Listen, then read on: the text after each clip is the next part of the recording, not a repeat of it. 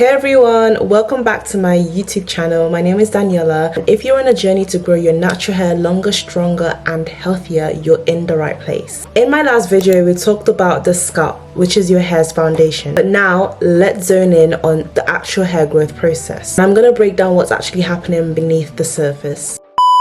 Before we get into that, let me just go over the basic anatomy of our hair. The hair shaft is the visible part of the hair above the scalp. It is made up of keratin, a strong structural protein, and the hair shaft is a 2 to 3 layer masterpiece. We've got the cuticle, which is the outer protective shell, the cortex, which is the powerhouse in the middle, and the medulla, which is the inner core. The outermost layer, being the cuticle, is made up of overlapping scale-like cells. It is thin, colorless, helps protect the inner layers and also control moisture, especially when it is smooth and intact. But if it gets damaged, it lifts, allowing more dryness and breakage. Beneath the cuticle is the cortex, which is the main part of the hair. This layer gives our hair its strength, texture, and color. The cuticle, being semi-transparent, is what allows us to see the color of the cortex underneath. Finally is the medulla, the deepest layer of the hair shaft. Now, not everyone has a medulla. It is usually only present in thick or coarse hair and may be absent in fine hair. Its exact role isn't fully understood, but it contains air spaces. Now, when it comes to our textured hair, which involves our curls, kinks and coils,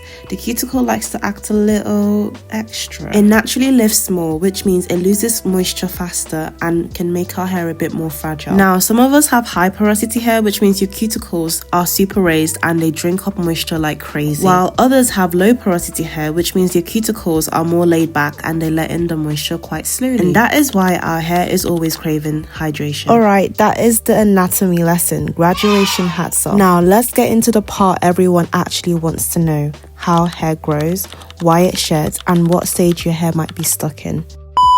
If you've ever wondered why your hair seems to grow slower than others, or what causes hair to fall out, keep watching. Hair doesn't just grow non-stop, it actually grows in cycles. There are 3 phases in the hair growth cycle: anagen, which is the growth phase; catagen, which is the transition phase; and telogen, which is the resting of or shedding phase. Okay, pause real quick because there's also a 4th phase. This is called exogen, which is the shedding phase. Your scalp is going through all these phases just at different times for different strands. So let us break it down. So the first phase is called anagen, the growth phase. Anagen phase is where the magic happens. This is the phase where your hair is actively growing. This phase can last anywhere between 2 to 8 years, depending on genetics, age, health, and overall scalp condition. The longer your hair stays in this phase, the longer your hair is going to grow. Here's the secret between us: the key to long hair isn't just about growth, it's about length retention.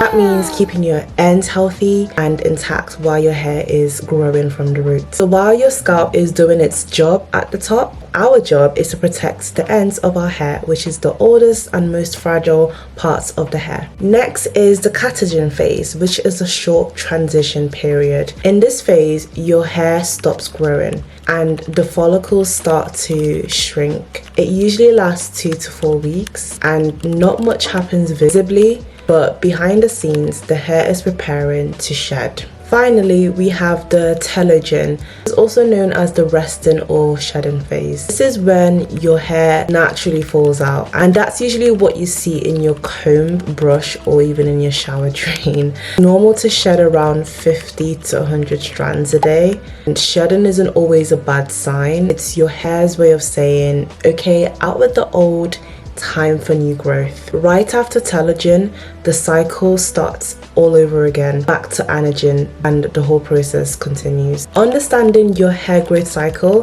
helps you stop blaming your hair or even products for things that are actually completely normal. Hair shedding, that is normal. Growth stalling for a bit, it might just be in the catagen phase. So your job is to support your hair through each phase with healthy habits, scalp care, and protective styling, and also gentle detangling as well. And there's also other tips such as protein treatments, which I'm going to talk about. I mean, I have spoken about that in my length retention video. You should check that out. But yes, you have to also do your part and your hair will do its part. But let's recap real quick. Anagen equals growth, catagen equals transition, and telogen equals shedding. We can't control the cycle completely, but we can support longer anagen phases and minimize breakage, especially at the ends. So if you've learned something new, give this video a like and don't forget to subscribe if you like. In the next video, we're going to be diving into scalp conditions. It's like dandruff, yeast infections, things that will mess up your growth if left untreated. Got any questions about shedding or hair cycles? Drop them in the comments below and I will see you next time. Thank you for watching the video. Bye. Hey everyone, welcome back. Oh my goodness, already 5 seconds in the video and I'm already okay, cut. Okay.